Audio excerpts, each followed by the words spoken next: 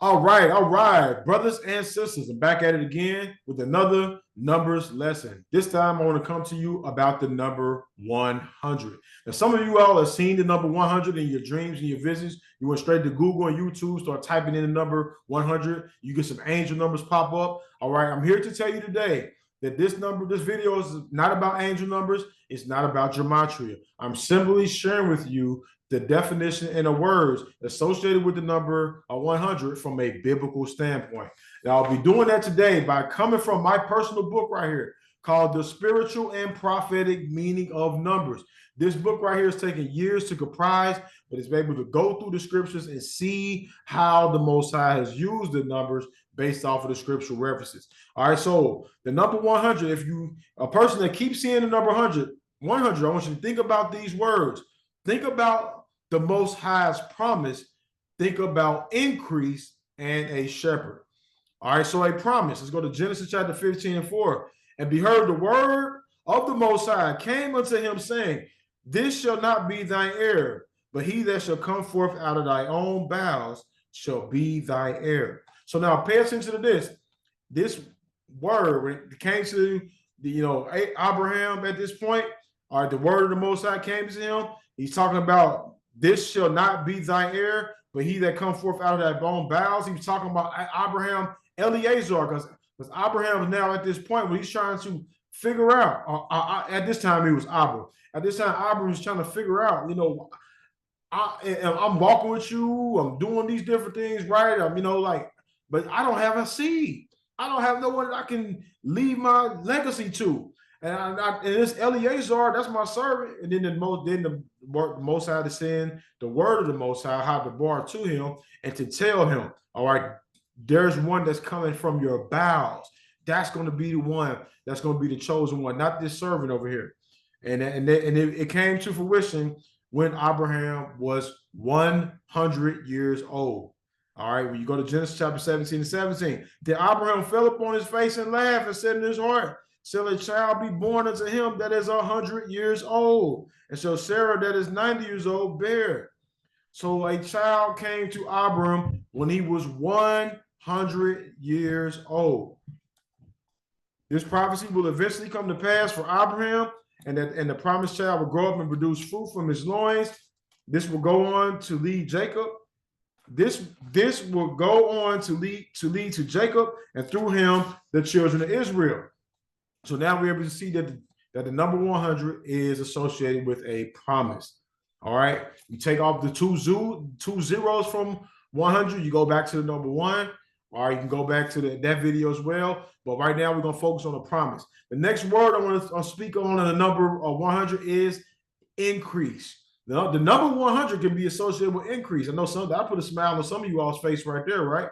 Increase. Genesis chapter 26 and verse 12. Then Isaac sowed in that land and received in the same year 100-fold, and the Most High blessed or baruched him. So now Isaac, the son of the promise, was instructed by the Almighty, the Most High, to go down into this land in the Philistines instead of Egypt. Because it was second nature that when the famine comes, you go down to Egypt. There's plenty down there, right? Instead of him going there, as a result of him being obedient to the Most High, he received a 100-fold increase. For those of us business owners out here, if we could double our profits, if we could triple our profits, if we could quadruple our profits, man, we are doing well. How about 100-fold? How about 100 times what you started with?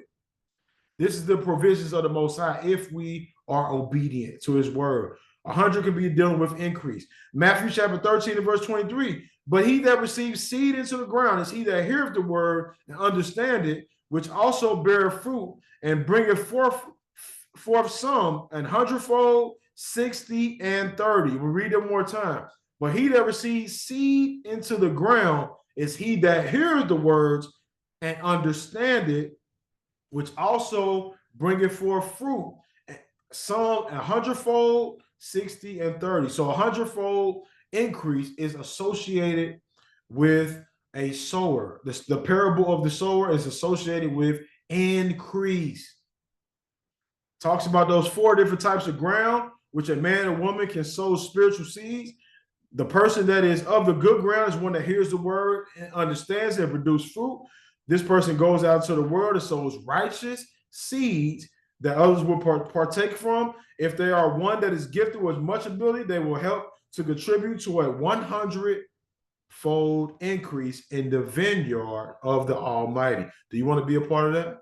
Do you want to be a part of the 100-fold increase?